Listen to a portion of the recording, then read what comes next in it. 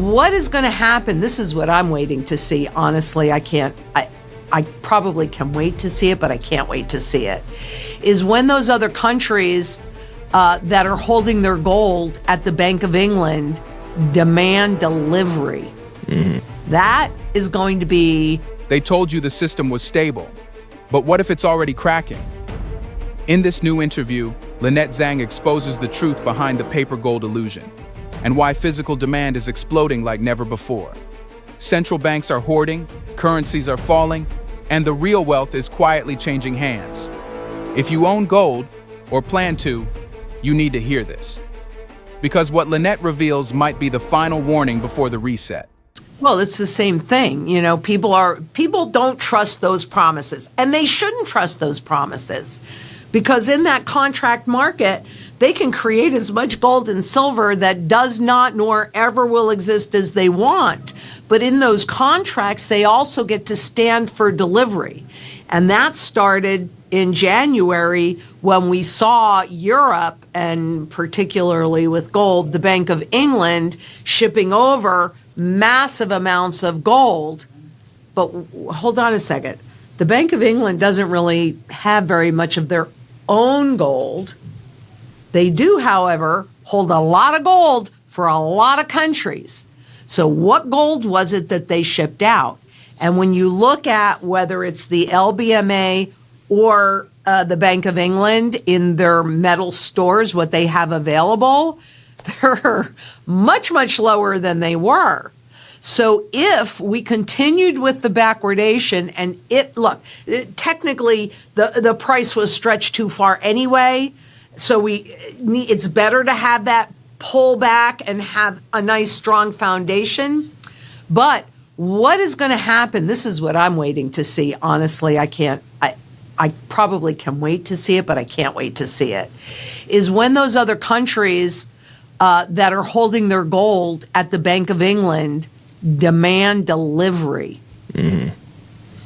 That is going to be, I mean, you think you just saw fireworks in silver?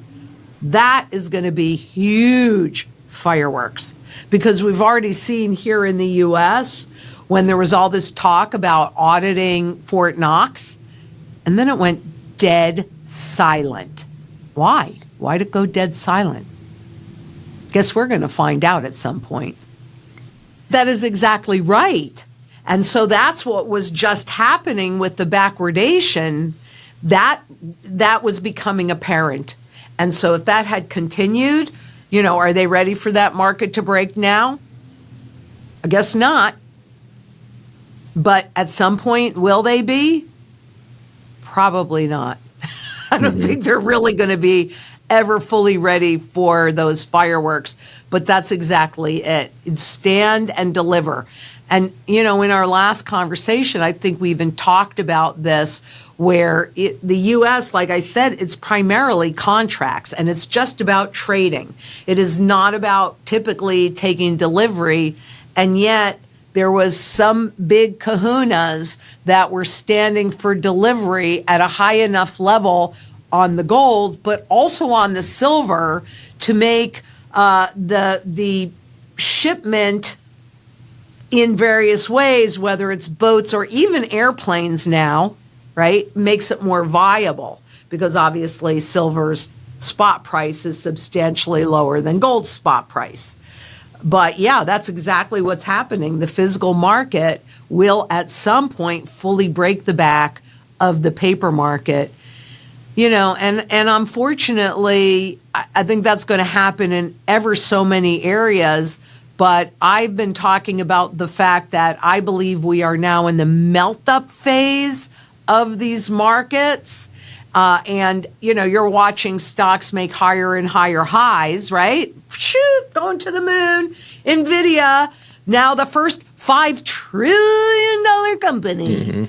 Well, people will look at that and go, wow, look at how great is that? Look at how much NVIDIA is worth. When in reality, when we are actually seeing those things, it's an indication of how much less the currency is worth. It's not how much more. Same thing with the spot markets flying, that's not, this is a $20 gold piece. It's the same $20 gold piece, and yet can you buy this for $20? No. That's an indication not that gold has gone up, but that the currencies have gone down in value.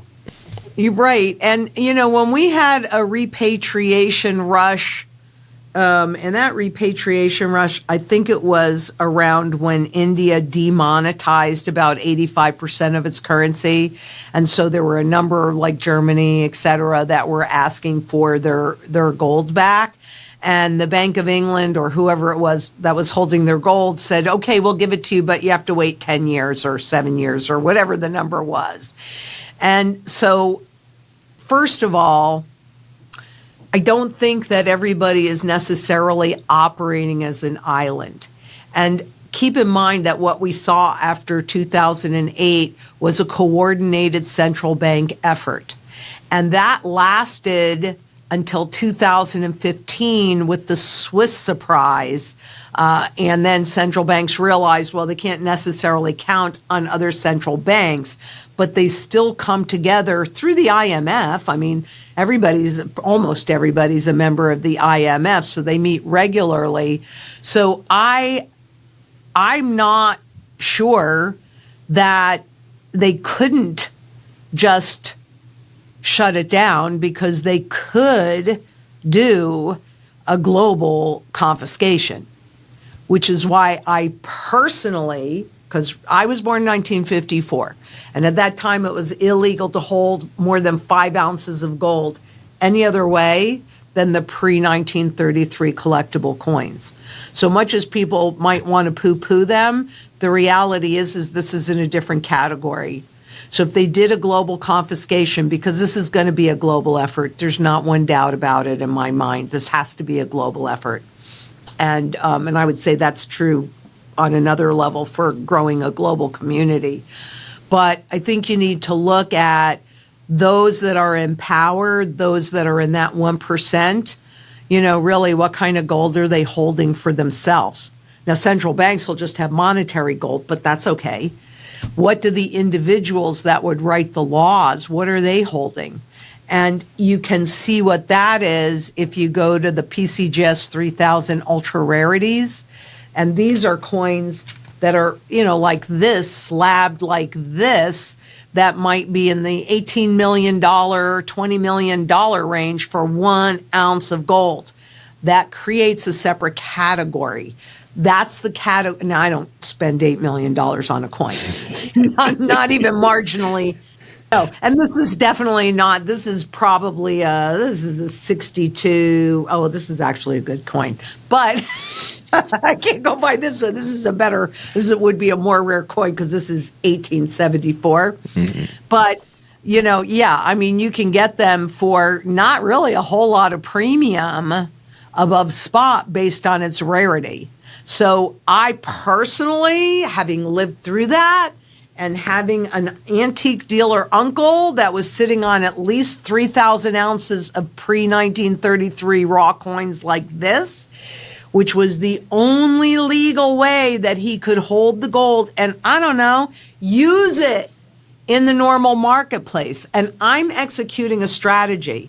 So I intend to use not all my gold, because everybody always needs to have a foundation and sound money, but I have gold that I will be using to pay off debts, to convert into income producing assets, as well as the new system when we get to the other side of this mess, or pay off a fixed rate mortgage. Mm-hmm. What is the strategy of the governments? There's a few reasons, but in doing this, it's to repay that debt with dollars in this country that have less and less value. Well, why can't you do that? So it isn't should that happen. That would be historically accurate that when the public, because that's the last bit of confidence that's left, when the public loses confidence in this garbage, Then in order to regain that public confidence, now we're in hyperinflation when that happens because they don't trust this stuff, right?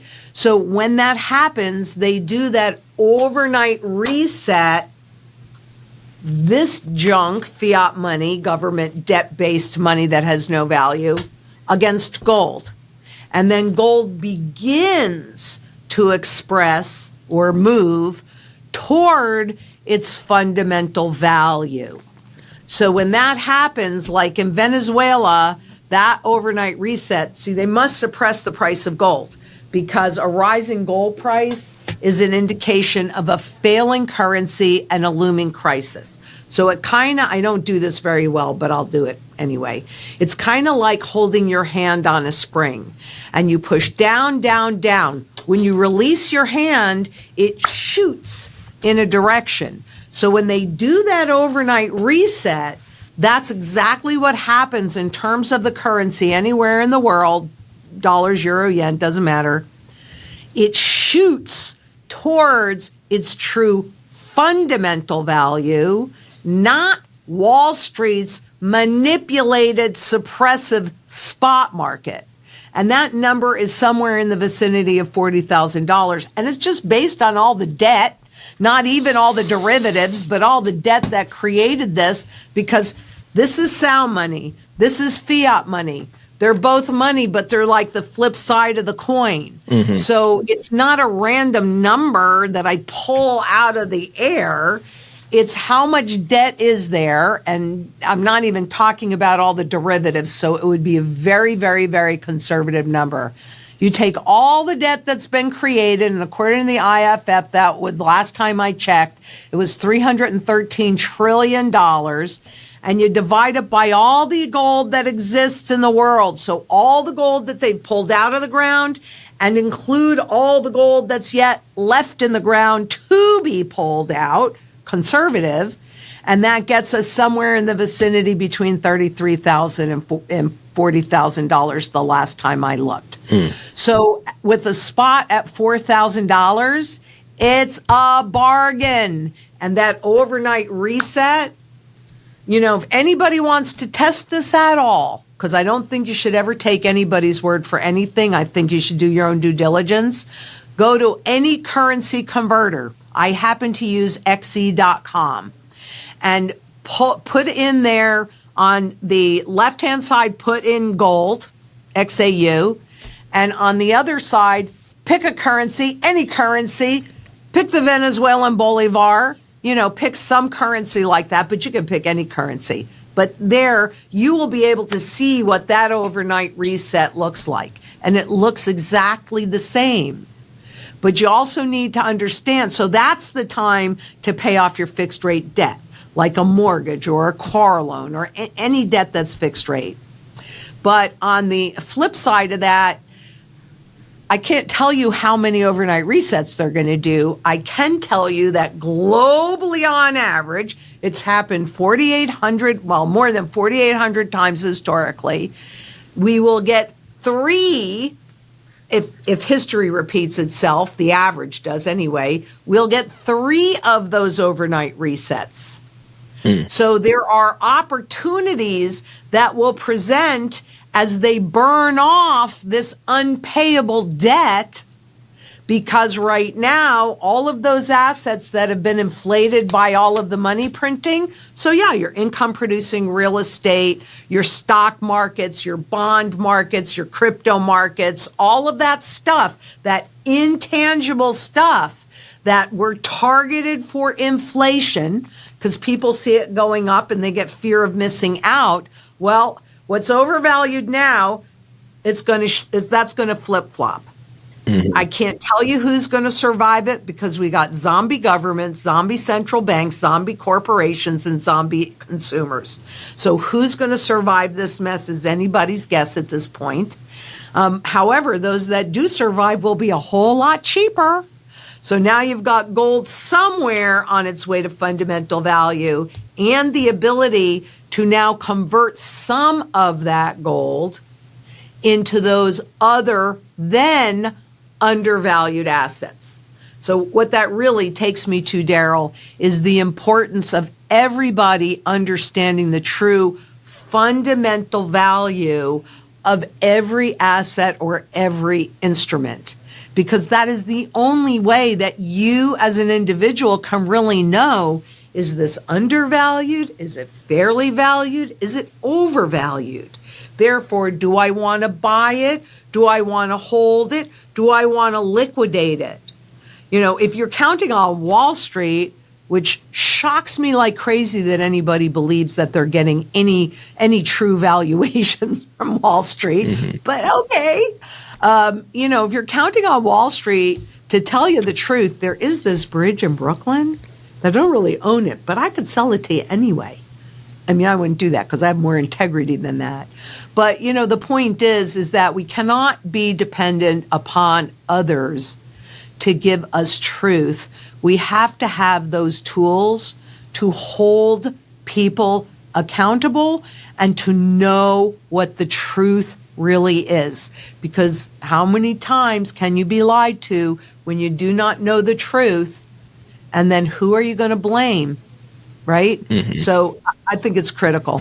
Lynette Zang just showed us what most of Wall Street won't dare to admit. The paper game is fading, and real value is moving back to gold and silver. The question now isn't if the reset comes, it's who will be ready when it does. If you found this eye-opening, don't forget to hit the like button, subscribe, and turn on the bell icon, so you never miss the truth they try to hide. Because knowledge is power, and this is where you get it first.